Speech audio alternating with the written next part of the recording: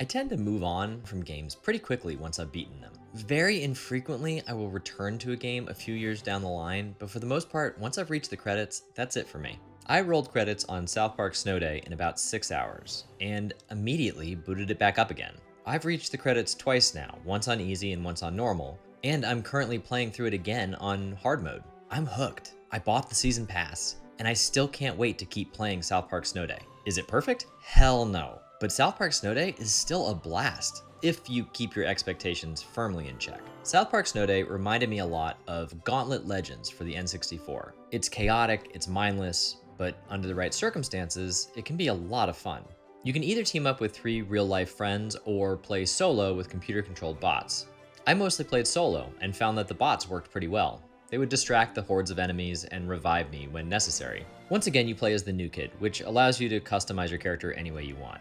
As you run through each level, themed around various locations from the show, you'll spend most of your time hacking, slashing, and shooting enemies.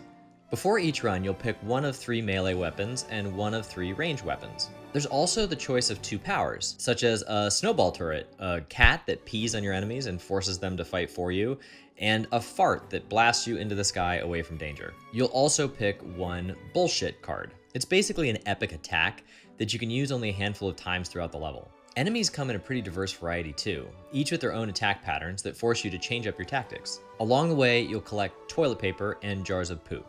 The jars of poop allows you to permanently upgrade your character after you complete a level, whereas you can spend toilet paper within the level on various cards that upgrade your weapons and powers. When you first start a new level, the combat feels pretty stale and basic, but by the end of the run, once you've accumulated some upgrade cards for each of your abilities and the hordes of enemies grow overwhelming, the combat really ramps up. It's a shame it takes quite so long to soup up your character, but the growth does make you feel properly powerful by the end.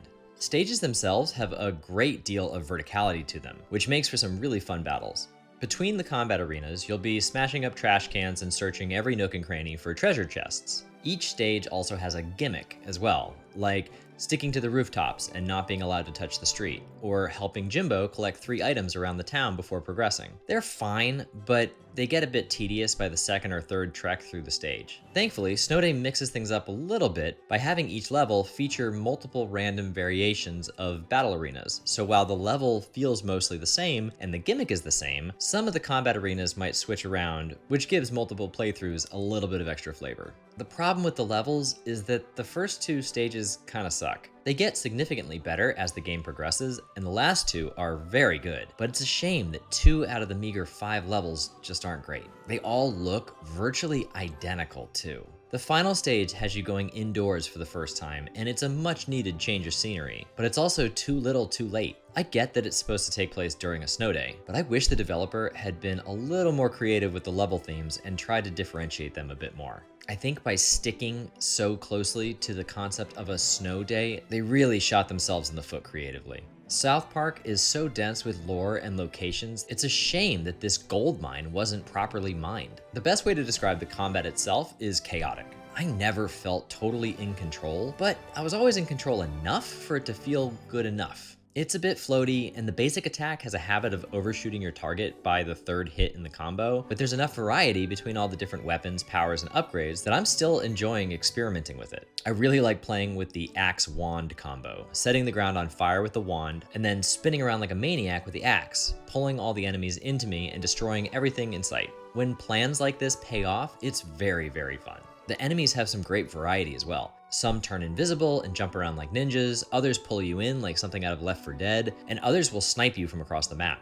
It can get rather challenging, and when the game is throwing everything it's got at you, it is a hell of a lot of fun. I grew up on South Park, so I knew going in that I would be getting a healthy dose of nostalgia here. Snow Day plays out like an episode of the show, but unfortunately, it's a pretty low to mid-tier episode. When it's funny, it's very funny, but compared to the more recent South Park RPGs, The Stick of Truth and The Fractured But Whole, it just isn't outrageous enough. Everything feels very safe, which is a huge shame for a South Park game in 2024. And this neutered feeling really stings. I feel like a lot of the complaints about this game could have been pretty easily overlooked if the whole thing was a hilarious laugh fest from beginning to end, but unfortunately it just isn't. I played on Switch, and while it looked great and performed great, I ran into this bug that would not allow me to play any of the day one DLC Horde mode levels beyond the very first one. I really hope that gets patched because that leads to my biggest complaint about this game.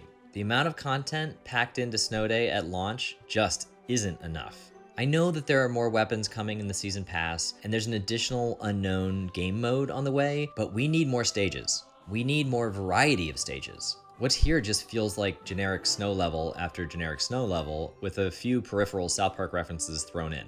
Throughout Snow Day, I also noticed myself mentally repeating the same phrase over and over. I wish the levels didn't all look so similar. I wish there were more weapons. I wish the auto lock-on was just a little stronger. I wish there were more South Park characters. I wish I got stronger faster. I wish upgrades didn't cost so many poop jars. I wish the cosmetics were better. I wish we visited more iconic South Park locations. I wish I could run a bit faster. I wish enemies weren't so spongy. I wish. At nearly every turn in Snow Day, I wished something had been some other way. I am genuinely looking forward to the new Season Pass content, but what's been announced also kind of feels bare bones. Unless the unknown new game mode is really a handful of awesome new levels, I find it hard to believe that the Season Pass will justify its price. But look, I still bought it. More Snow Day is exciting because I have enjoyed the limited amount of playable content tremendously. I really hope there is another Season Pass coming that is filled with new levels. Please, Matt and Trey, give us more levels. South Park Snow Day isn't as good as either of its predecessors, obviously. It's pretty janky, pretty bare bones, and has a lot of minor little problems. But when my biggest complaint is that there just isn't enough of it, and I can't wait to go back to playing it, I think that's also a pretty good compliment. I've had a blast playing Snow Day, and I plan to keep playing it. I just wish there was more of it to enjoy. I'm giving South Park Snow Day an 8.1 out of 10. Thanks for watching, and if you like this content, please like and subscribe, and I'll try to upload a video every week.